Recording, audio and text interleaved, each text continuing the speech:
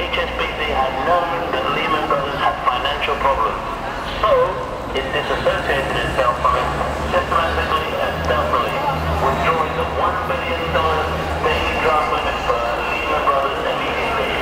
However, HSBC had never informed them of this vital news, and instead they introduced from then on 2008-11 Lehman Brothers mini-bonds into Hong Kong.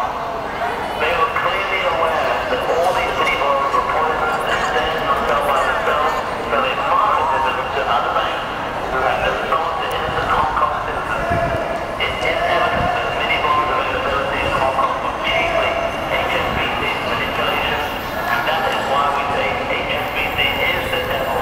However, under the protection of the government, HSBC was untouchable in Hong Kong. We, the alliance of Lehman product victims, had no choice but to take legal action in New York when our solicitor successfully filed our lawsuit with the New York Southern District Court on the 8th of September, suing HSBC for negligence in this matter and claiming compensation. Please pay your attention to the development of this case and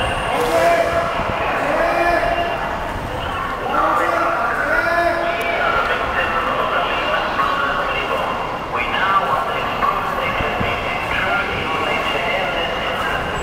As trustee of the collateral of the mini-bonds, they should shoulder the responsibility to monitor the issuer and to protect us investors. However, we have discovered after investigation that two directors in the PIFL, the shell company controlled by the Lehman Brothers, were HSBC's senior officials. The capacity of these two men were issuer and trustee respectively. This leads to an ironic situation of monitoring someone by his own self. HSBC and Lehman Brothers are actually buddies, so how could they protect our interests? After the collapse of the Lehman Brothers, HSBC has never taken up the responsibility of a trustee to protect and to reclaim the collaterals. It's now 2 years already, but HSBC has never taken any action, and we don't know where to seek our claim. The post-mortem report of the Lehman Brothers collapse, issued on the 11th of March by a New York court, states that in the mid-1996, HSBC had known that Lehman Brothers had financial problems, so it disassociated itself from it systematically and stealthily, withdrawing the $1 billion daily draft limit for Lehman Brothers immediately.